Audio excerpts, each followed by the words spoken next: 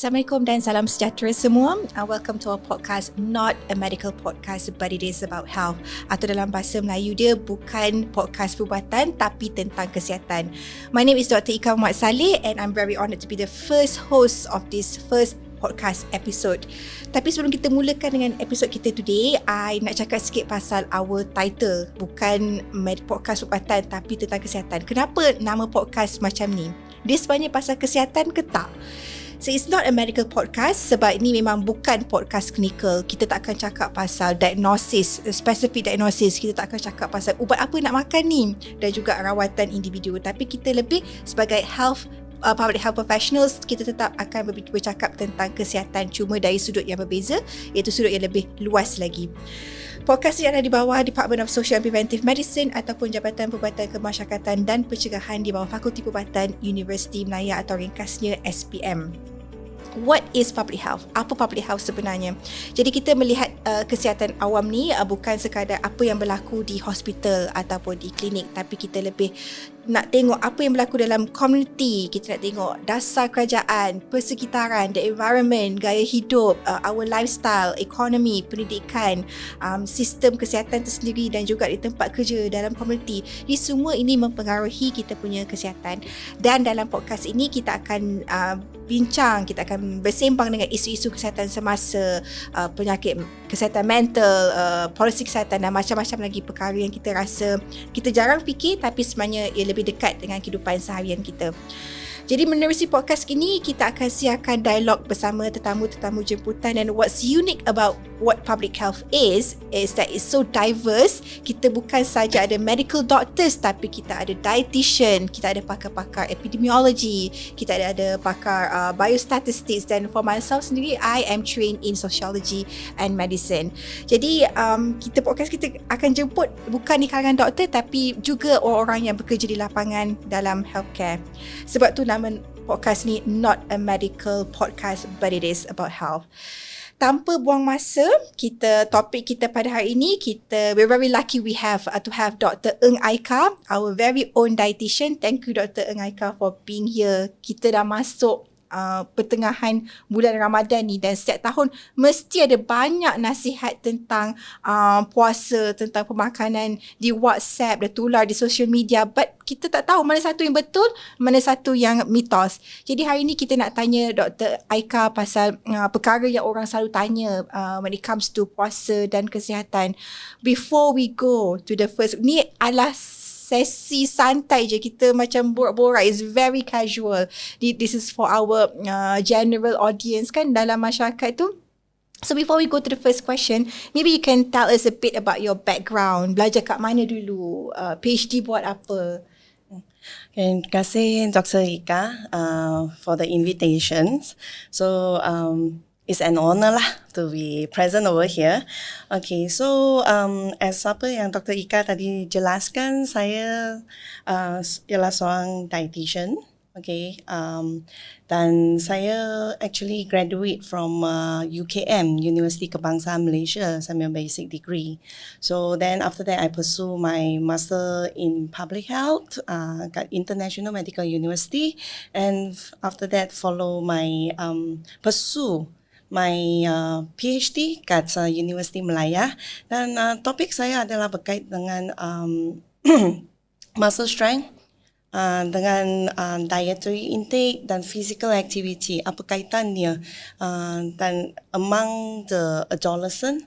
So saya memang sangat menitik beratkan tentang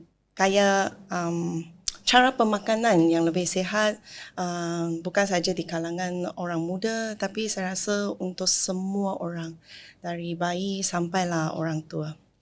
Thank you Dr. Aika. You seem like you're very passionate about this topic, kan dah lama bekerja dalam bidang ni kan. Dah 20 lebih tahun. 20 lebih tahun dah. Okay, soalan yang pertama ni kan, kita selalu dengar lah pasal skip sahur. So sahur is the first important meal before we go into our puasa mode kan. Ada orang kata kalau bangun sahur ni susah sangat sebab maybe it's too early kan. Kadang-kadang pun orang tak ada selera nak makan pun sebab awal sangat. Tak apa ke kalau kita skip sahur, sebab kita puasa juga sampai waktu buka ni, dari sudut kesihatan, what do you think about skipping sahur? Is it okay or not okay? Actually, pada pandangan saya, tak patut skip lah. Sebab actually, sahur ni dia sangat penting. And you're going to go into the mode of fasting for very long time before berbuka puasa. So, it's very, very important to have balanced sahur in the morning, focusing on, balanced meal. Like you boleh ambil my healthy plate yang suku-suku separuh. At least lah makan ada nasi, lepas tu ada sayur, ada protein. Contohnya, tak boleh, kalau ayam, ikan tak lalu, makanlah telur. Saya rasa telur biasa sebagai breakfast. Yeah. Okay, and pastikan ambil secukup air. Because you going to be dehydrated throughout. And sekarang kan musim sangat panas juga. So, takut banyak orang tak tahan. So, kalau boleh, try to keep your meal tu balance, makan juga, and well hydrated. Sebab ada setengah orang dia kadang-kadang dia makan kurma je dengan maybe dengan susu je kan. Jadi mungkin itu tak cukup untuk kekal bertenaga sepanjang hari lah. Tak cukup. Lepas tu cuma sedikit saja. So at least makanlah proper meal. Okay. You're going to fast untuk jangka waktu yang lama. Sebab kadang-kadang kan orang kata nak buat omat. Have you heard about omat? It's part of the intermittent fasting punya trend lah. One meal a day kan. Itu, I mean, I sendiri pun it's going to be a heavy topic. It's going to be a whole another topic that perhaps kita akan bincang lain hari lah. But the second question is makan banyak masa iftar, masa buka. Sebab ada juga yang fikir kalau kita tak makan sepanjang hari, the whole day kita tak makan apa-apa ni, jadi waktu iftar ni inilah time kita untuk makan banyak-banyak sebab nak cover balik kalori yang hilang. Betul ke konsep macam tu? Ataupun sebenarnya makan terlalu banyak masa berbuka boleh bagi kesan kepada badan kita? Sebenarnya saya tak recommend lah kalau bila berbuka makan banyak-banyak. So definitely it also depends jenis makanan apa yang orang tu pilih. So but kebanyakan makanan yang kat luar memang tinggi kalori, tinggi lemak, tinggi gula. So imagine benda-benda ni you consume dengan banyak. So dia definitely dia akan naikkan berat badan individu tersebut. Although you maybe tak experience that sebab you dehydrated throughout the day. Lepas tu you feel bad. Tapi in the long run you akan nampak berat badan tu dia tak turun-turun. Mungkin in fact dia akan naik sikit. So ini memang terpulang. Tengok macam mana. Tapi saya memang tak galakkan. So actually the proper way ialah bila you berbuka saja, ambillah 1 hingga 2 biji buah kurma tu. Okay, minum air. Lepas tu you rest kejap. Pergi sembahyang dulu. Sembahyang dulu. Lepas sembahyang tu baru makan. Makan pun makan yang proper. Guna my healthy plate. Saya selalu suka cakap pinggan sehat. Suku-suku separuh ni. Sebab konsep ni senang faham. Suku yang pertama tu you ambil nasi. Kalau yang nak lagi sehat, makan nasi perang. Ataupun nak mix lah nasi perang dengan nasi putih. Brown rice dengan white rice. Because sometimes setengah orang dia tak boleh tahan dengan brown rice punya taste. Tapi kita blend dulu. Kita campur dulu. Lepas tu bila taste bud dah boleh adapt, baru 100% bagi brown rice. Lepas tu second suku tu ialah protein. Ayam ke, ikan ke, telur ke, ataupun tempe. Dan pastikan cara masakan tu pun yang lebih sihat lah. Jangan yang macam berkuring, berlemak-lemak. Kalau ada banyak kuah, jangan ambil lah banyak kuah. Ambil isi je macam tu. Ambil kuah tu pun untuk secukup rasa saja. Tak boleh banjir lah. Janganlah banjirkan nasi. Itu nanti kalori tinggi, garam pun tinggi. Lepas tu another half plate tu sayur-sayuran. Kena galakkan makan banyak-banyak sayur-sayuran. 2 jenis. Sayur pun jenis cara masak tu pun kena healthy lah. Sihat lah. jenis tumis saja. And then jangan lupa lah kena minum air lah sebab kan dah dehydrated throughout the day. Air pun minum lah air kosong. Kalau nak rasa ambil lah infused water yang letak pandan, lemon ke ataupun lemongrass ke. Tu memang tak ada kalori tapi dia replenish balik lah water tu without adding calories. Okay, soalan yang seterusnya ni kan, ni mungkin selalu orang gym lah, ramai yang tanya, is about muscle loss. Jadi kalau, ada yang risau kata kalau puasa lama ni, badan akan hilang muscle ataupun muscle mass akan turun. This is another area of your expertise jugalah, Dr. Aika. So, dari sudut sains ni kan, puasa ni memang boleh menyebabkan muscle loss ke? Actually, indirectly, yes. I think you tak boleh prevent because actually body kita dah fast lama. So bila fast lama, dia akan start to use up the glucose store and break down, and in between muscle pun akan break down. And you akan tend to lose a bit of muscle lah. So actually, there are some practical tips yang I think kita boleh try to do in order to at least maintain it ataupun kalau loss pun tak loss banyak. Like for example, masa waktu sahur tu, make sure you makan ambil protein, jangan terskip lah sahur tu. Lepas tu during your puasa time kan, you buat sikit lah exercise. Sebab actually kalau kita tak buat exercise, kita punya muscle, kita punya body, dia tak akan pergi build muscle. Sebab dia body kita akan cakap, saya tak perlukan. So saya tak akan absorb protein tu untuk build my muscle. So buatlah light exercise, janganlah buat sampai those yang boleh menyebabkan you dehydrated. Jangan heavy exercise. At least buat a bit to maintain your body so that your body boleh pergi absorb protein yang you telah makan tu.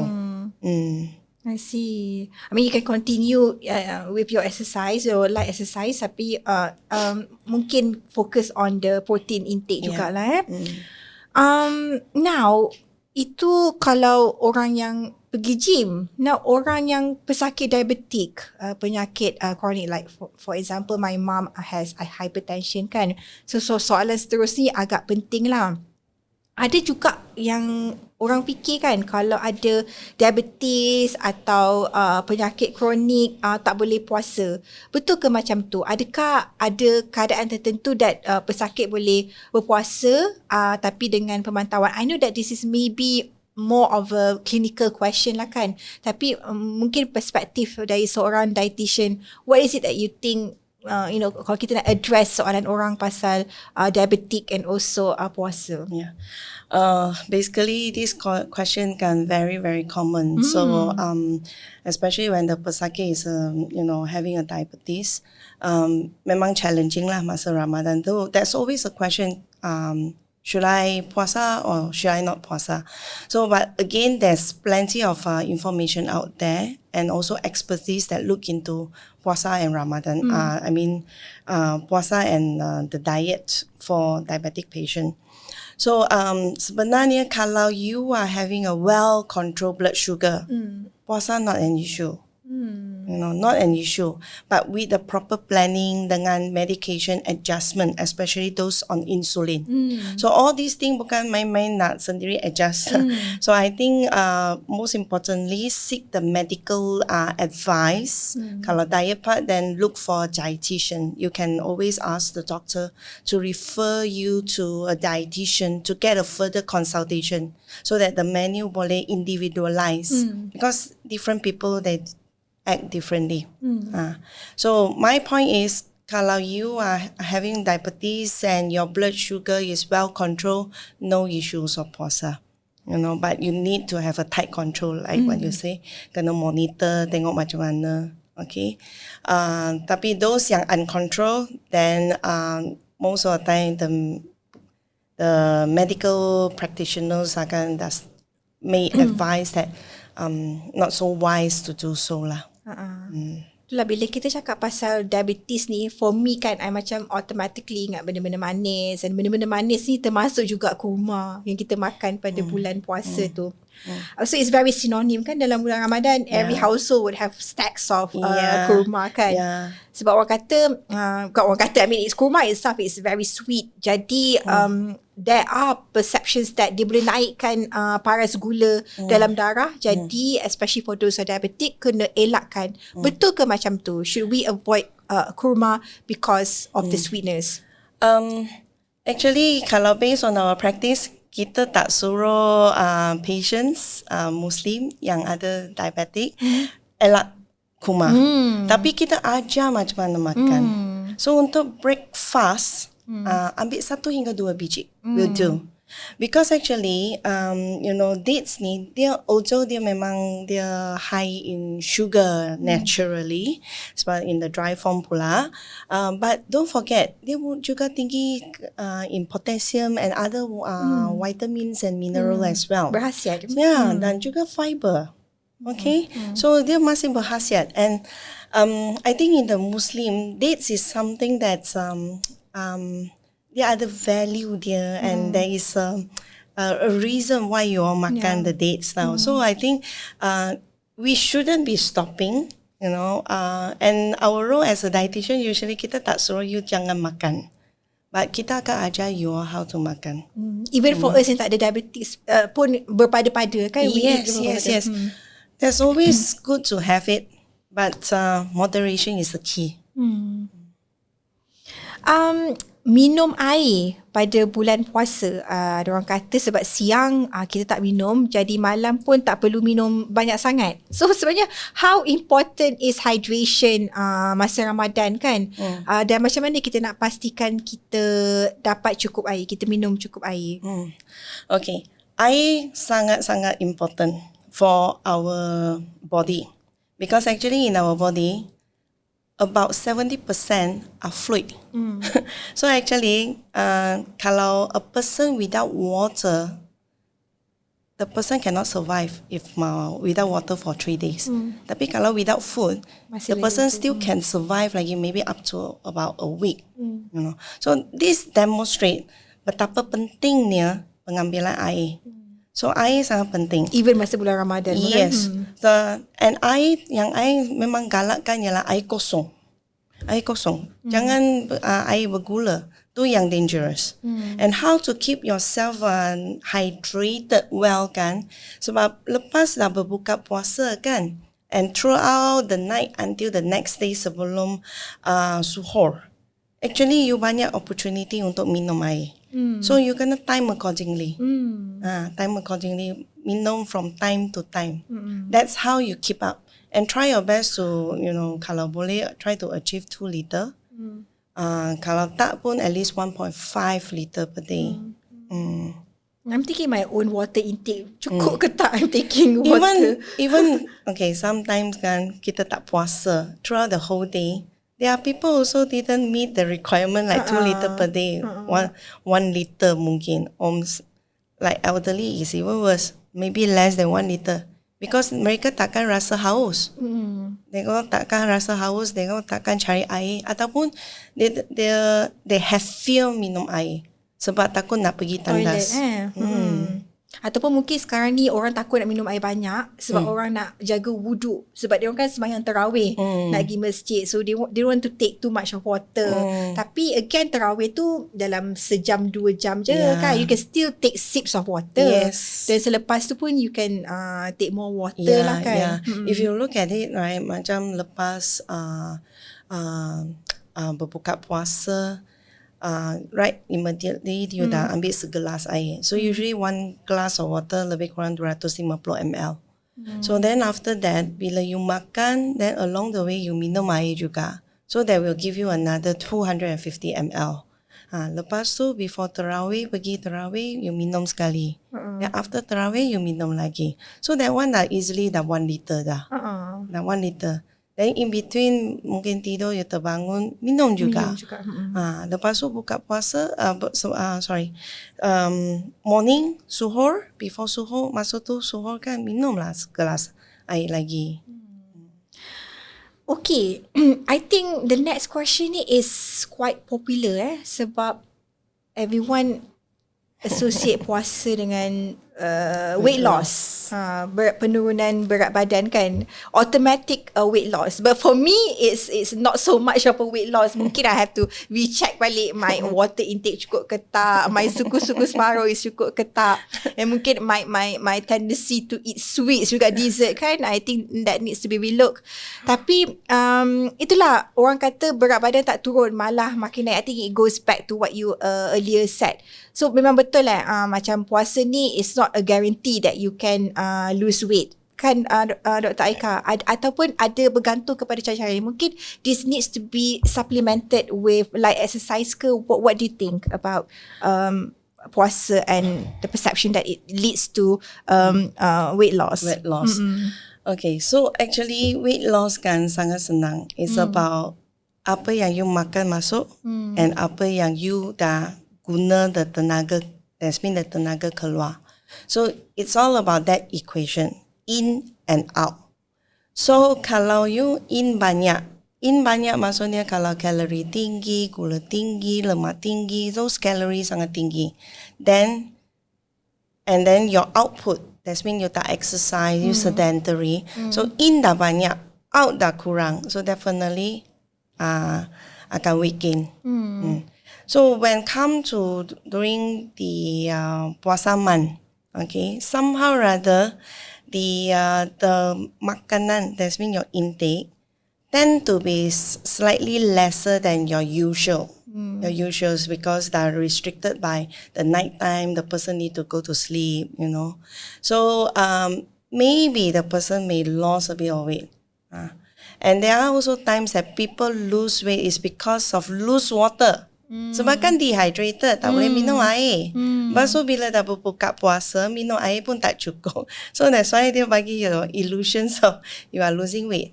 So actually your lose weight tu memang temporarily lah. Kalau lose water memang temporarily, because it will gain back.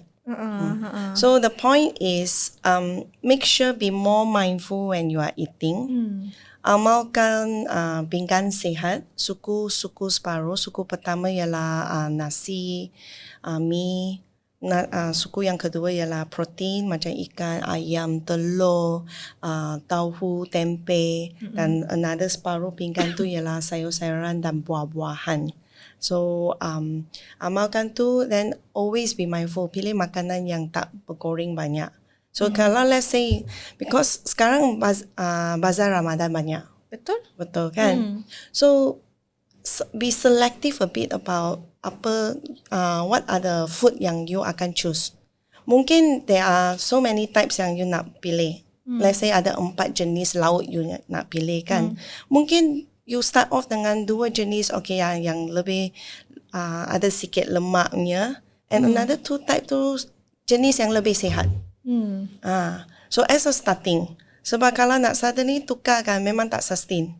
Then people akan struggle. Then in the end they'll give up the idea, tak nak amalkan lagi. So basically it's like that lah.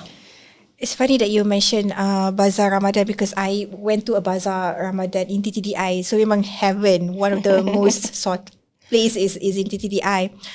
So there are a lot of other stuff. It's not just the lauk pauk tau. You've got the mi goreng. Lepas tu ada apa tu, murtabak. And it's not just murtabak. Ada murtabak Maggi. Murtabak Maggi tu. Lepas tu dia tambah cheese pula. Of course there's murtabak chicken, murtabak daging kan. But you also mentioned mindful eating. What maybe a lot of our audience might not know mindful eating tu apa, and can we apply that bila kita pergi ke bazar? We are being mindful about what we choose. Perhaps you might want to explain a bit mindful eating tu apa, and maybe elaborate how we can apply mindful dalam bila kita pergi ke bazar. So for example, mindful, it means that you consciously telling yourself, you know, kena jaga sikit. Let's say you are watching out your weight, for example. Then that's mean the next thing that in your mind is about the makanan yang tinggi kalori, tinggi gula, tinggi lemak. So you are be more mindful about these kind of things. Okay, so it's keep on constantly telling yourself, I have to be mindful about that.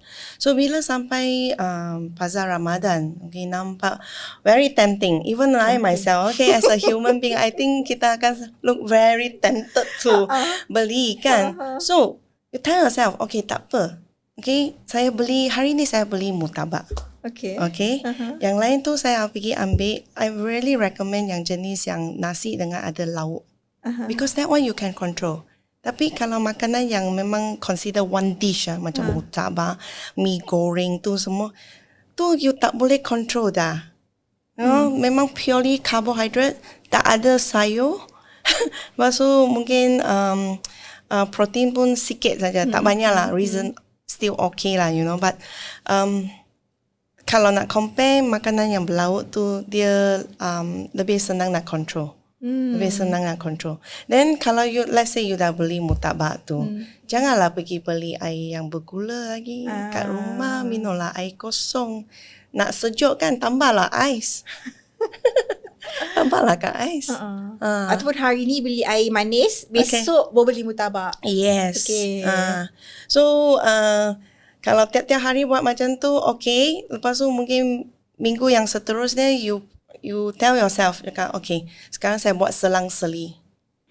You slowly lah buat macam tu. Because all these are habit. So kalau you able to rectify that to become as a routine, dia akan jadi rutin. Then after that, kalau you tak buat, you rasa tak senang hati. Then speaking about that food kan, I think physical activity pun penting juga. So mungkin lepas berbuka puasa, you still can do something. Take a walk. Yeah, take a walk. You know, why have to be, okay, sangat letih lah, the whole day dah puasa lah. So sekarang mau makan, lepas tu saya nak rehat. That sounds like me. But actually, I think the starting point tu yang susah. So you kena buat sekali, then the next day you pun force yourself a bit to buat. So it becomes a routine. Yes. 5 minit pun cukup. 5 minit tu bukan untuk I nak burn out calories sebab saya dah makan banyak, tak. Tapi 5 minutes tu ialah untuk create routine for yourself. Lepas tu lama-kelamaan you akan rasa, tak buat tak senang hati lah, tak sedap hati pula. Tak sedap badan. Or maybe tak cukup kot 5 minit tu ya Nani. Tak cukup. You start to increase. Definitely you akan increase. Tapi bila you increase, you tak akan rasa, sangat susah lah. Punggung saya sangat berat lah, tak boleh lah, tak boleh nak anjak apa. Tapi kita slowly buat. Start dengan 5 minit. Tak apa. Tak ada orang judge you. Yeah. I mean, again, you know, going back on the bazar tu kan, I think that's a very useful tips that you're giving us. Maksudnya hari ni you decide what you want to get. Nak tepung pelita ke kan, kuih-kuih, but you go slow on your drinks. Maksudnya jangan ambil air manis. Tomorrow ataupun lusa you pergi bazar, you can decide on other things, maksudnya alternate things. So that's a really good advice. Okay. Tips practical. I love getting tips from you, and I love that your office is just next door to mine. So every day I can come to your office and minta tips ni lah. Kita nak cakap pasal Ramadan plate tu, yang suku-suku separuh, yang seimbang kan. Semua nak kena ada protein, your carbs and also your fruits and veggies kan. I know that some would say benda ni is easier said than done. Macam suku separuh tu, I'm sure that a lot of us dah tahu dah, theoretically this is what you should be doing. Tapi secara praktikalnya, what are your personal tips untuk pastikan you have those things that you need on your plate, especially kita sebagai working parents? What do you do personally untuk pastikan, sebab benda tu kadang-kadang kita nak cepat kan. Kita balik kerja pun kita dah penat nak fikir pasal masak lagi. So I think suku separuh tu, it can be as simple as possible. Yes. And what's your tips to get this done as a working parent? Okay, as a working parents kan, kalau speaking about the suku-suku separuh, even I myself also struggling, but I try my best to do it. So in the event yang you tak pergi bazar Ramadan beli, of course bila pergi then you try to apply the suku-suku separuh. right? But I always believe that besides that, kan, you also can masak. What you can do is over the weekend, you tak kerja pun. So you boleh prepare your food in bulk and then you portion it. You portion accordingly. So bila come to a weekdays, bila dah masa kerja kan, balik rumah, you terus ambil makanan tu, you heat up. You panaskan je. Panaskan, then you akan dapat benda yang balance, tak ada suku-suku separuh. Nasi sekejap saja, basuh, letak, within half an hour you dah dapat. Kalau lauk macam ikan, ayam, telur ke, tempe ke, you just heat up. Of course you prep out lah. It depends on what kind of cooking method you are looking at lah. Okay. Kalau you nak jenis yang steam lagi senang. Yang fresh ambil keluar you steam. Saya sangat suka steam. Steam ikan. Kalau yang sayur no choice. You tak boleh prepare in advance. Betul. Except yang jenis yang ada kuah tu. Okay. Tapi most of the time kan stir fry ataupun blanch. So kalau stir fry tumis dengan garlic sekejap saja, tak ambil masa pun. Mungkin you akan cakap, susah lah, kena kopek lagi sebagai vegetable, some of it you kena potong-potong dulu kan. Okay, kalau macam tu you prepare semua ni over your weekend lah.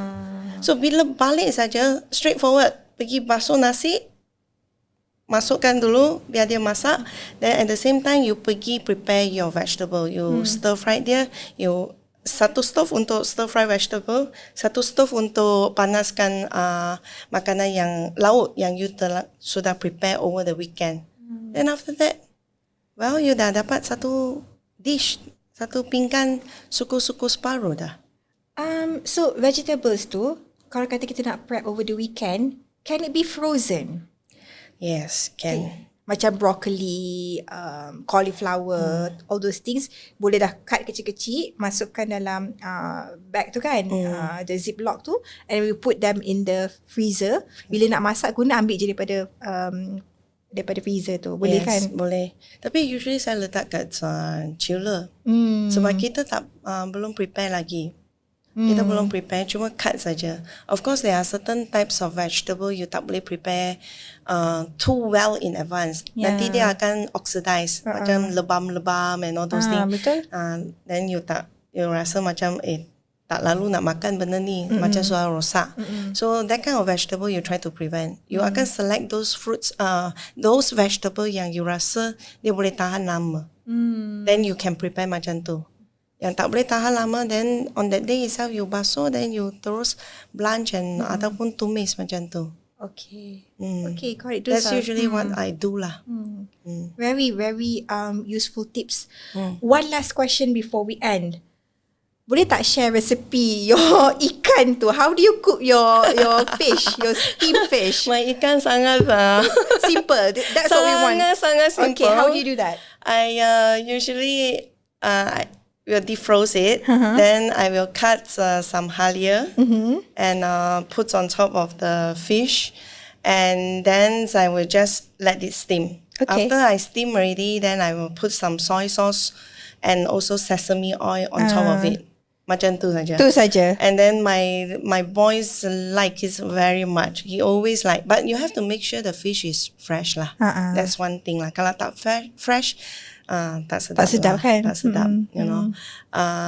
Sometimes if you like it, then you can put a little bit mushroom. So actually it depends. Kalau macam Malays, I think usually you all tak biasa sangat makan macam ni. Sebab ini sangat Chinese style. So you can take some tom yum paste and then you letak ke atas. Sapukan. And then you can wrap it up. And then you letak kat air fryer ke untuk panaskan dia.